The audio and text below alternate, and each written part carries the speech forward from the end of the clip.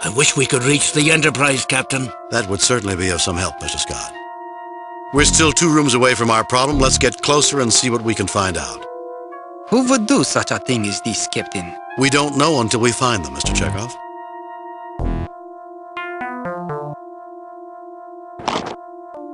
I've looked this beastie over, and the only things we might be able to use are the capacitors. I've taken them out.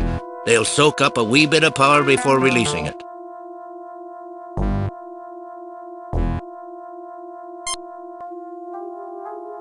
The capacitor should charge very quickly. The capacitor should charge very quickly. Security lockdown is in effect. Please enter access code. Authorization code correct. Warning: malfunction in security authorization. Access denied. It appears that the terrorists do not want any visitors. Captain, when you were in school, did you ever make a tennis ball cannon? Of course, Mr. Scott. It's a dormitory tradition. Empty cans, tape, and a little propellant. If I remember my formula... But what's that got to do with our situation?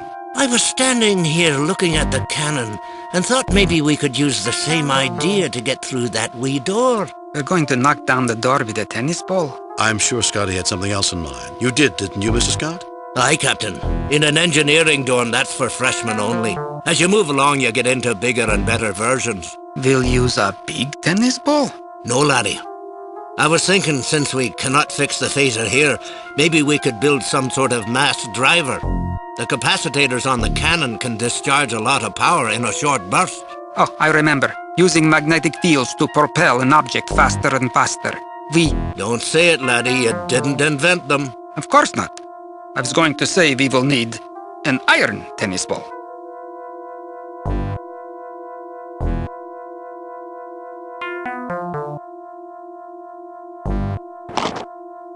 Well, it's not like anyone's likely to be using this monstrosity soon, so I pulled out the only things we might be able to use. It's not much, only some heat-resistant wiring and a cable.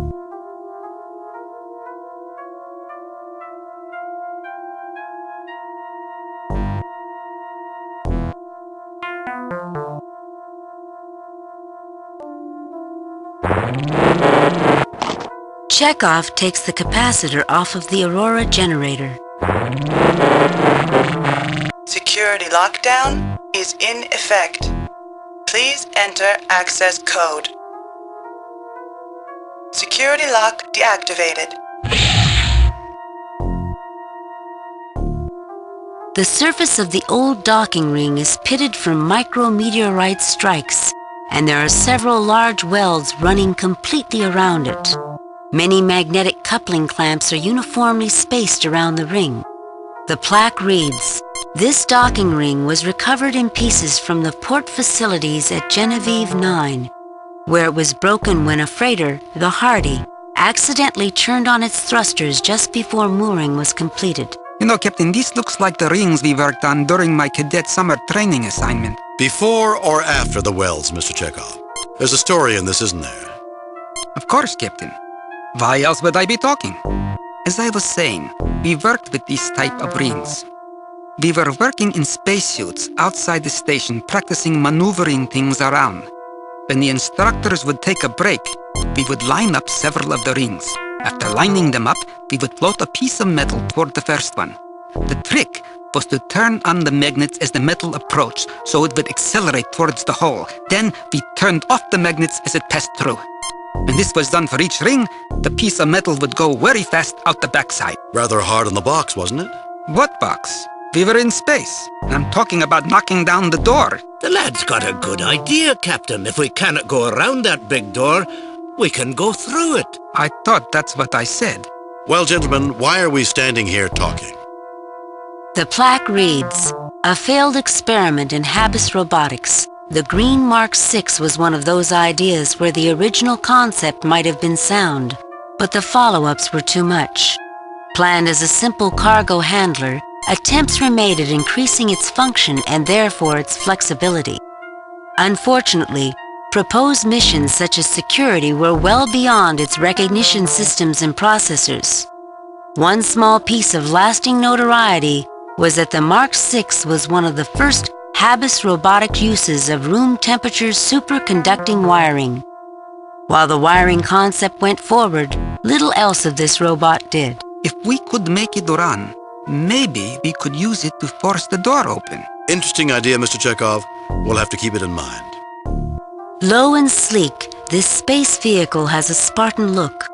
Written on the plaque, this is the escape pod in which the famous smuggler known as the Black McKiernan was captured.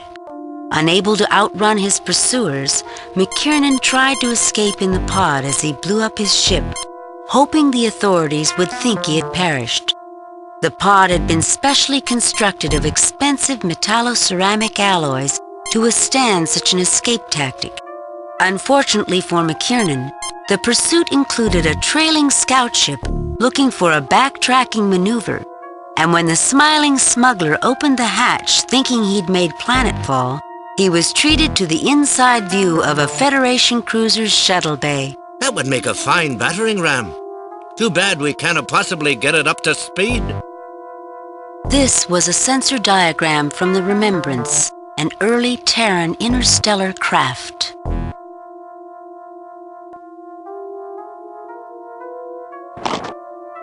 You can generate a strong field with these, Captain. I've seen them control large ships for docking with these.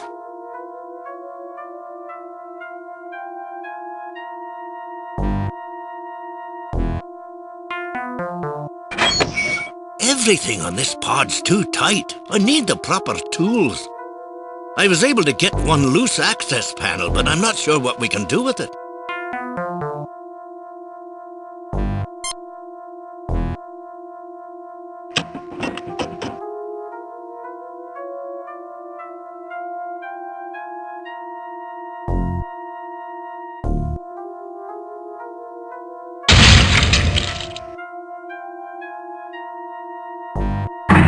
That has to be one of the most useless robots I've ever seen.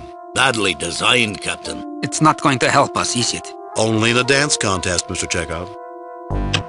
You take the capacitor out of the robot.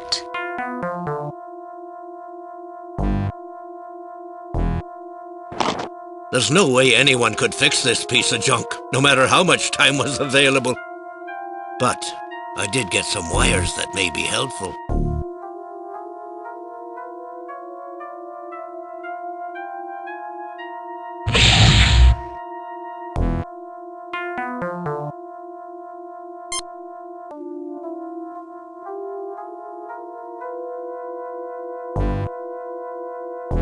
The capacitor should charge very quickly.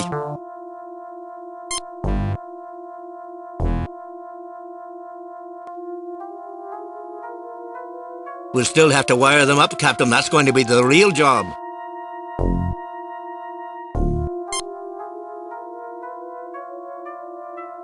Captain, I'll need a little help positioning the clamps correctly while wiring them.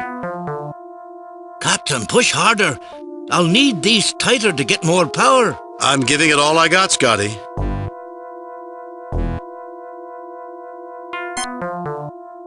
We are hooked up here, Captain.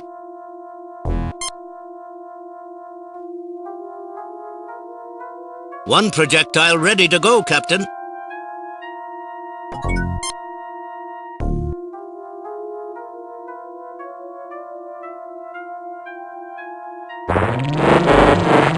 Thank you, Captain. This should be fun.